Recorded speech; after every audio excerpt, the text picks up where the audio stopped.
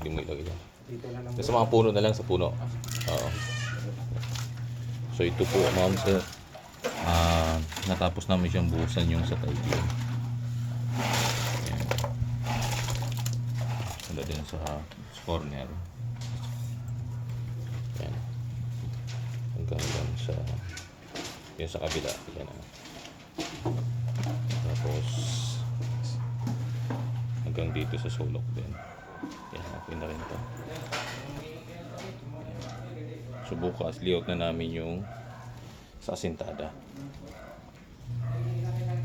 So ready na itong ano natin, tie beam. Papatong na po yung asintada natin dito. So yan po. Ito po natapos namin ngayon. Thank you po.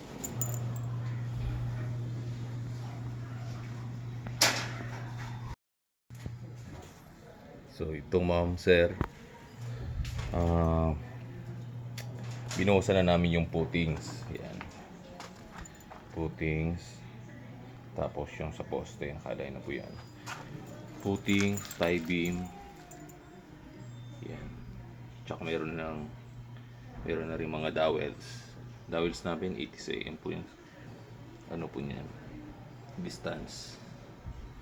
Ito dagdagan pa siya ng buhos. Medyo matubig siya dahil yung sa kabila po na ano, siguro sa kanilang banyo nagpo-flow yung tubig dito sa loob. So baka maaaring hindi rin okay yung drainage nila doon. Yan ito. Nilagyan namin siya na yan pamorma para hindi po lalabas yung ano, yung buhos naming semento. Yan sa tie beam. So ito na lang yung bubuhusan namin. Yung dito sa tie beam side. Yan. Ito nag-start na kami buhos dito ng tie beam. Yan. Yung footings okay na rin yan. Halos yung kapal ng buhos ng puti namin maabot po siya ng 25 cm.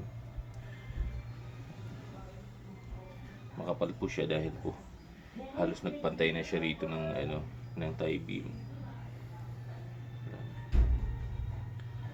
So continue po kami.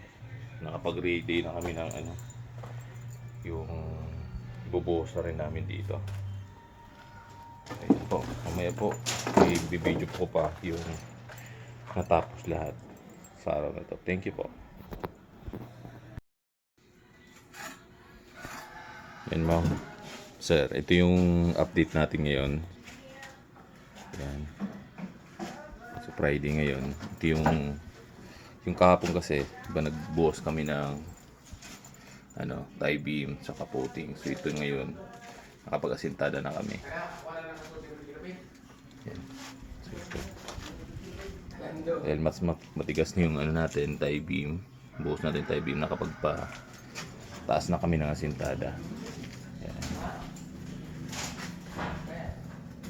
So tapos namin dito bago magbiga, isa, dalawa dito sa side na to, dalawang patong na lang, tapos kasibol na kami ng para sa biga. Yan.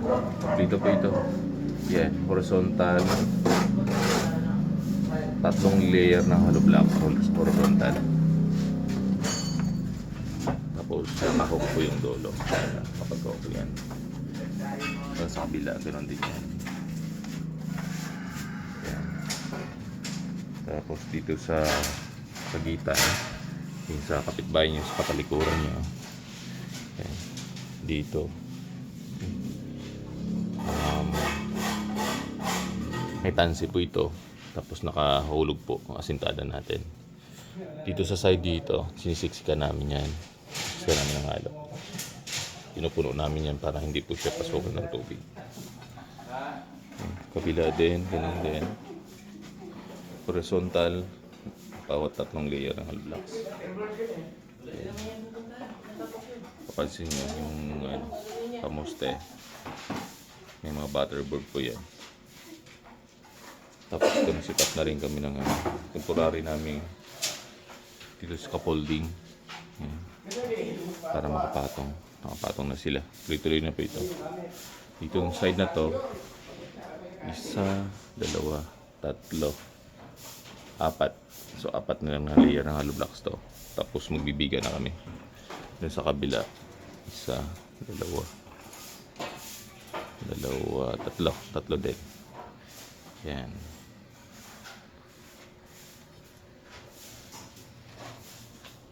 So, yan. So, ito pong natapos namin ngayong araw.